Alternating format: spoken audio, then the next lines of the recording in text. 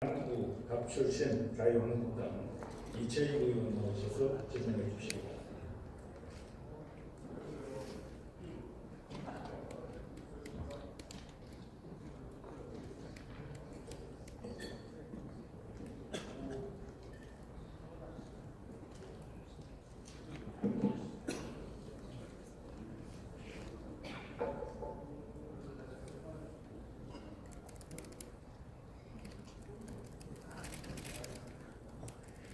존경하는 이주영 개부장님 그리고 선배 동료 의원님, 울산광역시 남구갑 출신 자유한국당 이채익 의원입니다.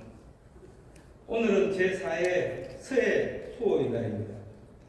삶과 운명을 다지하신 55분의 순국 용사 여러분에게 한없는 존경과 명복을 빌며 유가족 여러분께도 심심한 위로의 말씀을 드립니다.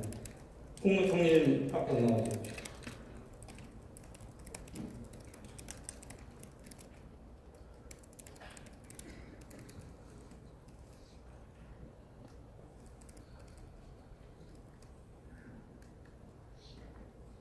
네, 총리님 수고 많으십니다.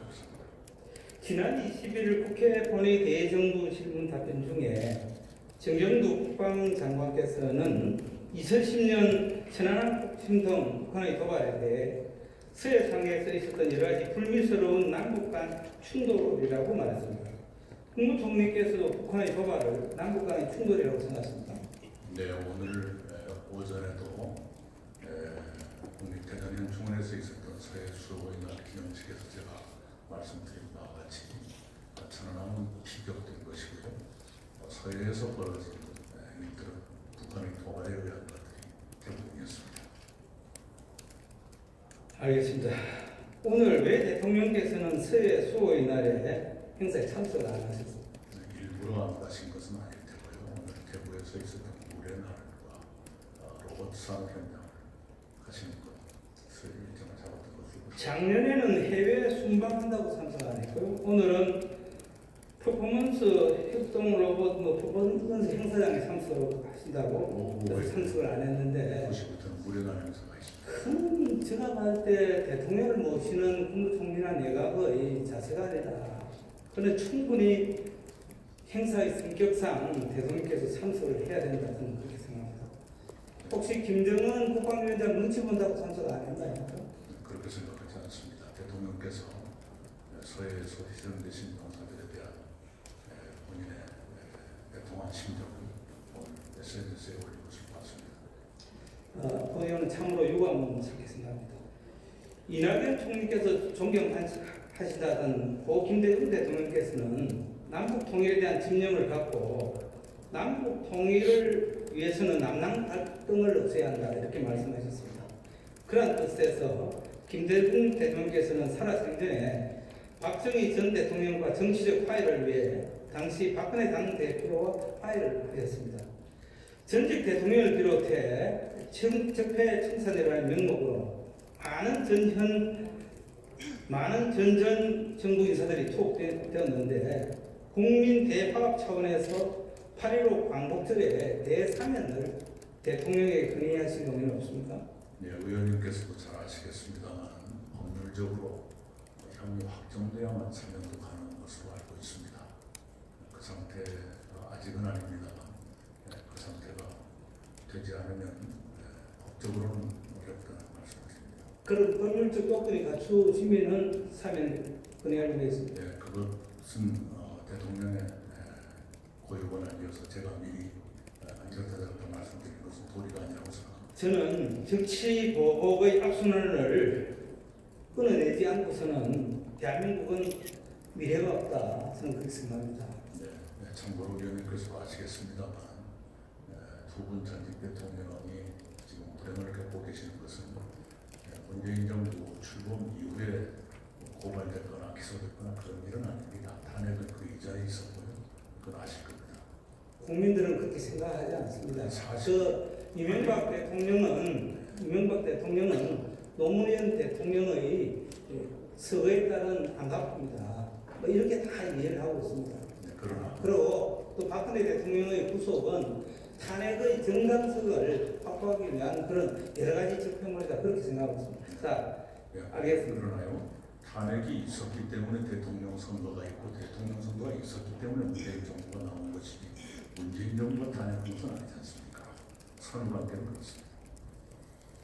미세먼지는 국민의 생명이 걸린 문제입니다. 문재인 정부는 어떤 대책을 지금 미세먼지 대책을 준비하고 있습니다. 네, 우선은 노후 석탄 발전소의 4개의 폐쇄, 또 비상저감도 지휘를 취할 때는 가동의 제한, 경유차의 감축, 일부 차량의 제한, 일부 지하철 생기는 차량의 제한, 이 주된 대책이고요.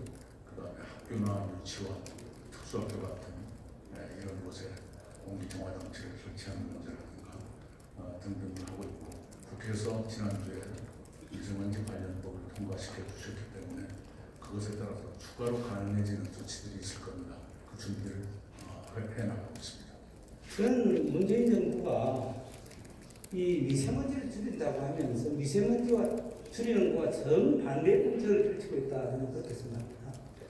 지금 이 미세먼지가 없는 최고의 경제성 있는 과학적으로 증명된 원전은 줄이고, 또 지금 LNG라든지 화력 석탄 발전은 더 늘리고, 또 지금 문재인 정부가 들어와서 3척에는 석탄 화력 발전소를 또 허가하고 있습니다. 그러니까 앞뒤가 맞습니다. 또한 온 산천을 지금 산천을 파헤쳐서 태양광하고 하는 이거 용납할 수 없다고 저는 생각합니다.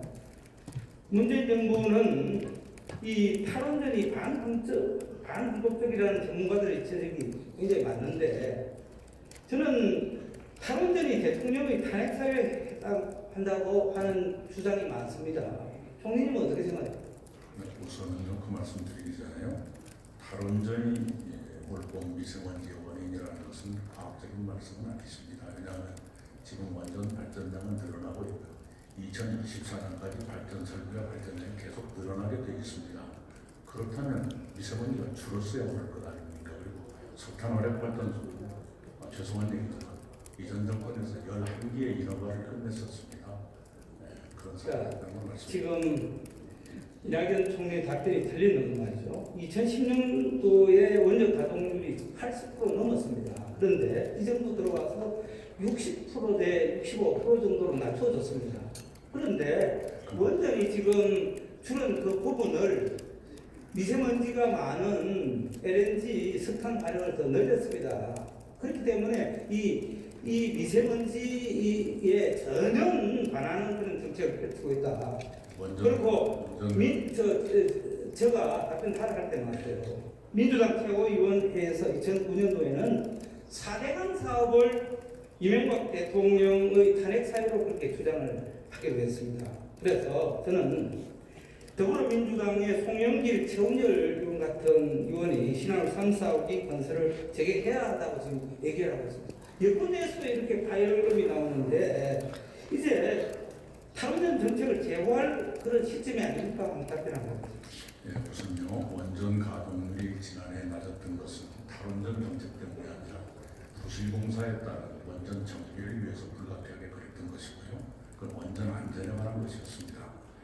그리고 우리 송영길 의원님, 최은열 의원님 말씀을 주셨는데 여쭤보니까 원전의 단계적 감축을 말한 것이다 이렇게 설명하고 계십니다. 그런 점이라면 정부의 정책과 같다고 생각합니다. 원전 가동률이 줄은 그는 운동권 그 원전 관련 책임자들이 의도적으로 지금 보수 안전을 명목으로 해서 가동률을 줄인 겁니다. 그 국민들께 거짓말을 하면 안 된다는 말씀 드리고요. 원전 안전을 위한 것이 어떻게 거짓말이겠습니까? 그 오늘 국무총리가 말하는 건 저는 거짓말로 저는 생각합니다. 신한우 3, 4호기 건설 중단으로 지금 두산중공업에 배보상을 해야 할 부분이 한 4,950억 정도 되는 걸로 파악하고 있습니다. 이거 어떻게 할 거예요? 우선 신한울 3, 4호기는 법적으로 공사가 개시되지 않았습니다. 그것은 그 개시 절차 전에 업계 관행대로 뭔가를 한 것 같은데요. 그런 상태라는 말씀을 드리고요. 그런 지방과 중앙정부 지방, 손배송 이 부분은 어떻게 할 거다? 그 답변해 주세요. 중앙정부와의 사이에 협의가 계속되고 있다는 말씀이십니다. 협의가 아니고 기업이 지금 죽게 다 돼 있어요. 그래서 정부는 계속 협의만 할 거예요. 지금 이 정부가 지금 이제 3년째 들어왔는데 아직도 협의할 거예요. 그 문제는 법적인 절차가 진행되고 있는 것으로 알고 있습니다만 그 결과를 지켜보겠습니다. 총리님, 홍남기 부총리가 국무총리실장을 할 때 신한울 3사 고려 5기 공론화위 활동은 그때 공론할 때는 신고리 5, 6호기 건설 중단 여부에 한한다 이렇게 몇 번의 얘기를 했어요. 그런데 지금 정부는 탈원전에 대한 공론화를 다 마쳤다 이 말하고 전혀 좀 다른 얘기 아니에요. 예, 공론화위원회가 원래 출발할 때의 취지는 지금 이 말씀이 맞습니다. 신고리 5.6호기를 어떻게 할 것인가 하는 것이었는데 공론화위원회가 결론을 내기를 신고리 5.6호기는 공사를 재개하는 것이 좋겠다. 다른 원전은 건설을 자제하는 것이 좋겠다. 이런 결론을 냈습니다. 그래서 정부 내에서도 분명히 지난번 공론화는 5, 6호기 건설 중단 여부에 한한다고 그렇게 공론화에 규정을 했는데도 불구하고 이 정부는 신규 원전 6기를 그 당시의 공론화의 여론조사로 밀어붙이는 부분은 저는 분명히 반헌법적이다, 반위헌적이다 말씀드리고요. 지난번에 여기 김부겸 장관이나 박상기 장관 두 분은 청와대의 청원에 따라서 버닝썬이라든지 김학의 사건 등 이거 지금 조사에 착수한다 했는데 왜 제1야당이 지금 44만 명 넘는 서명부를 청와대에 전달했는데 왜 이거 답변 안 해요? 이거 왜 청와대 국민이 20만만 되면은 넘으면 대통령이 답변하게 돼 있잖아요. 왜 이걸 답변 안 해요? 네, 관계 비서관실에 답변을 해달라고 요구하겠습니다. 그러니까 이 정부가 국민들이 이해 못하는 거 아니에요. 자기네들인데 좋은 것만 하고 나쁜 거는 답변 안 하고 말이죠. 아니, 버닝썬이 정부한테 좋은 것인가요? 그러니까 총리는 자꾸 의원의 얘기에 말씀을 아니 그렇게 잡지를 말씀하시니까 마시고요. 여쭙는 겁니다.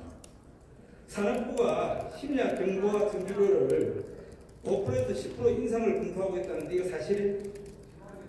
그런 얘기를 들은 적이 없습니다. 전기요금 인상은 검토되고 있지 않습니다. 그러니까 국무총리가 국정에 대해서 잘 모르고 있잖아요. 지금 정부는 5% 내지 10% 지금 인상한다고 해도 지금 기업이 지금 비상사태인데 그거를 국무총리가 아직 몰라요?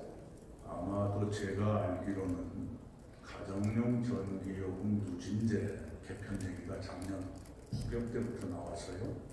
그 문제를 검토하면서 국민의 전기요 부담 총량이 늘지 않는 방법이 뭘까 등등을 궁리하고 있는 것이지 전기요금 인상을 검토하는 것은 아닌 것으로 저는 알고 있습니다. 정부는 산업부는 심야 경보와 전기료를 5%에서 10% 인상을 검토하고 있다고 신문에 다 보도가 됐습니다. 확인해 주시기 바랍니다. 네, 신문을 다 믿지 않습니다. 네, 신문 다 믿지 않습니다. 산업부 발표에 의하면은 얘기를 하는데 그 산업부한테 제가 확인을 해보겠습니다. 아까 보도라 그러셨는데 보도가 잘못된 것이 맞습니다.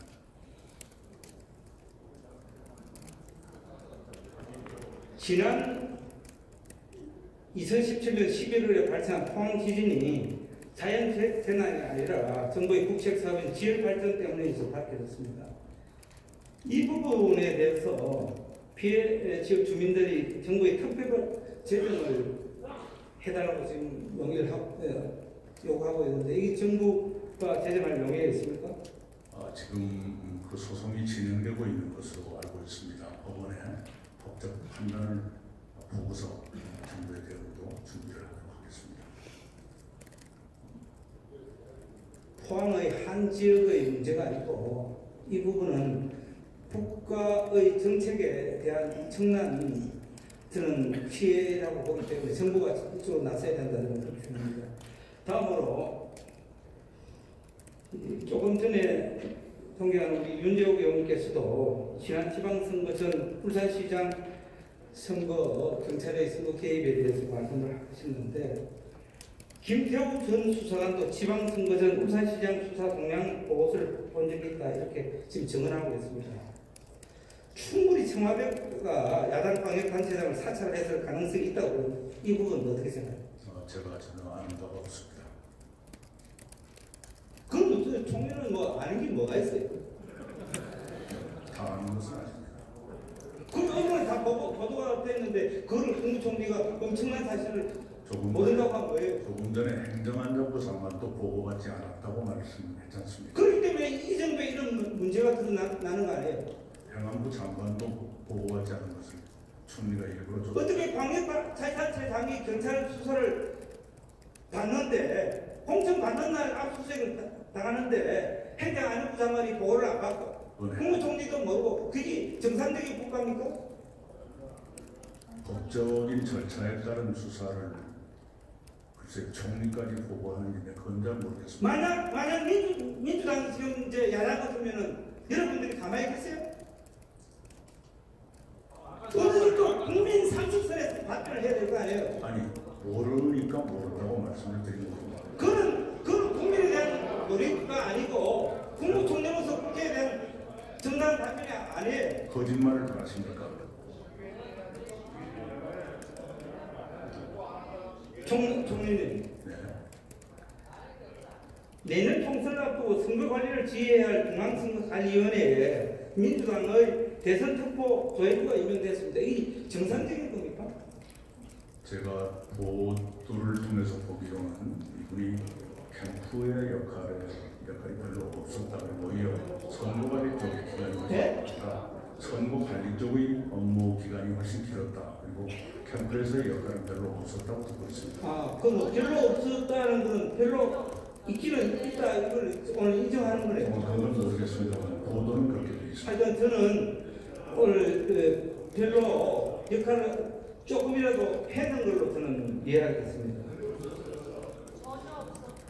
선거보도심의위원회의 역할이 매우 중요합니다.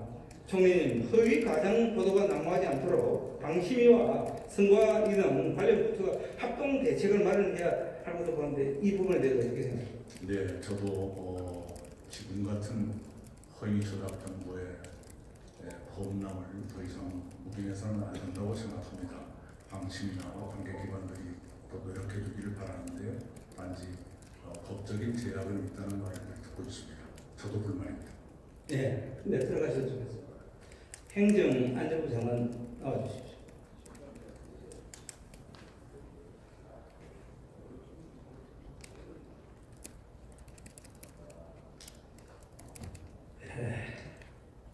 오늘 지금 국민일보를 보면은 이 단독 입수한 보도가 지금 보도가 되고 있는데요. 지난번 울산 지방선거전 경찰의 이 정치 수사는 하명 수사다. 경찰청님이 각 찍어서 이 수사해라.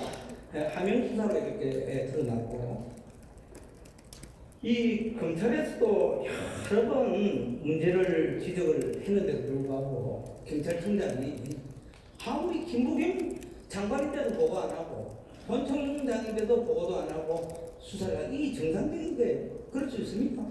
예, 뭐 이 문제에 대해서는 관련상임위원회에서 몇 차례 질책을 하셨지 않습니까? 또 아까 윤재호 의원 질의 답변 과정에서 말씀드렸습니다만 이 자체가 누가 보더라도 의원님께서 오해를 일으킬 만한 일을 당시에 특히 선거를 앞두고 저희나 저나 청장이 지시했을 리는 없지 않겠습니까? 선거당시 황운하 청장과 김부겸 장관 여당 후보하고 여럿이서 울산에서 회동을 했다는데 그건 사실입니까? 전혀 사실이 아닙니다. 사실이 아닙니까? 예, 그럼요. 예. 제가 무슨 지방청에 방문하는 경우는 제가 취임하고 얼마 되지 않았어. 여당 후보의 원회장을 조국 수석이 맡았다는데 그거는 알고 계십니까? 내용을 모르고 있습니다. 정말 지난번 울산지방선거는 도둑맞은 선거입니다. 울산시장 선거도 그렇고 남부성당 선거도 그렇고 도둑맞았습니다. 민주주의 국가에서 있을 수 없는 일이 벌어졌다는 말씀 드립니다. 들어가시죠.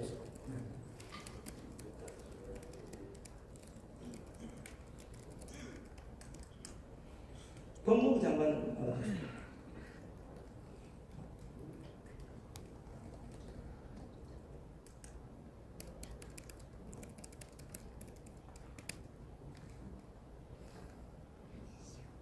울산 경찰이 김기현 낙마용 수사를 벌인 문제에 대해서 앞으로 검찰은 어떻게 수사해야 할까요? 그걸 뭐 특정 후보자를 낙마시키기 위해서 수사를 했는지 여부에 대해서 경찰 수사의 어떤 적정성 여부에 대해서는 제가 지금 말씀드려서 말이고요. 앞으로 이 부분에 대해서 최근에 검찰이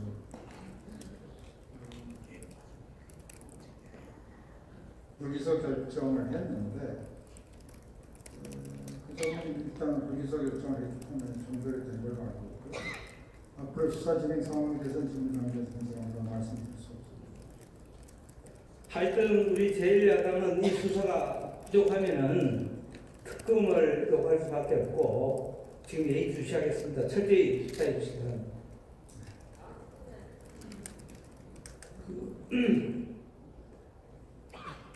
사회부 총리 나와주십시오.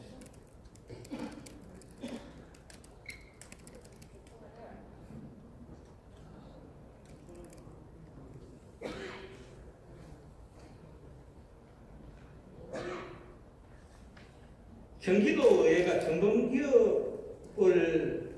전범기업의 회사의 상품의 표기를 하겠다. 는 문제와 어린이 이 안전대책 이 문제에 대해서 한번 간단히 답변 좀 해주시죠.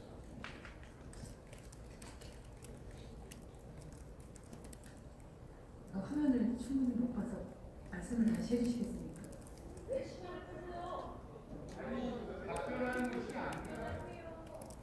야, 지금 시간이 없는데 계속 전범기업 표기 관련 이 부분에 대해서 교육부의 입장이 뭐? 그럼 제가 정확한 사실을 좀 확인을 해봐야 되겠는데요. 아마 이제 3.1운동 100주년을 기념하면서 각 시도교육청별로 독립운동의 정신을 우리 학생들하고 함양하고 하는 계기 수업 같은 걸 하고 있는 걸로 알고 있고요. 그 중에 일부 그런 얘기들이 되고 있는 것으로 알고 있는데 제가 정확한 내용을 좀 다시 확인해서 의원님께 말씀드리도록 하겠습니다.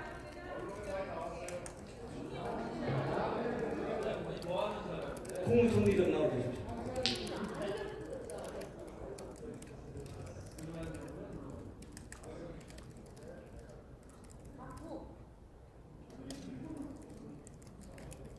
울산 경제의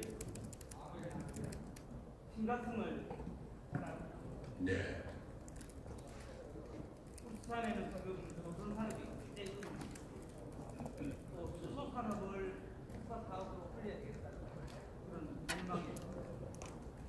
그 중소기업 청사 건립, 국립산업기술박물관 건립, 꼭동 공부대 이런 사업, 지상 통합 파이프렉트 사업, 삼호동, 가동, 공전철로 통합, 우측 본선사 이런 도시 재생 부대 사업, 삼호동 이런 도시 재생 사업, 울산 외곽 순환 고속도로, 공무병원 등 많은 사업이 있습니다. 이 부분을 주시면서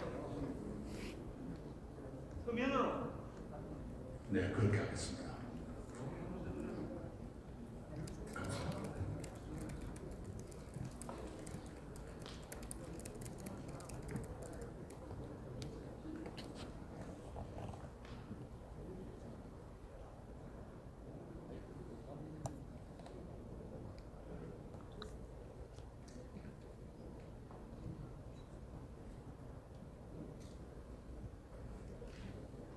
경청해 주셔서 감사합니다.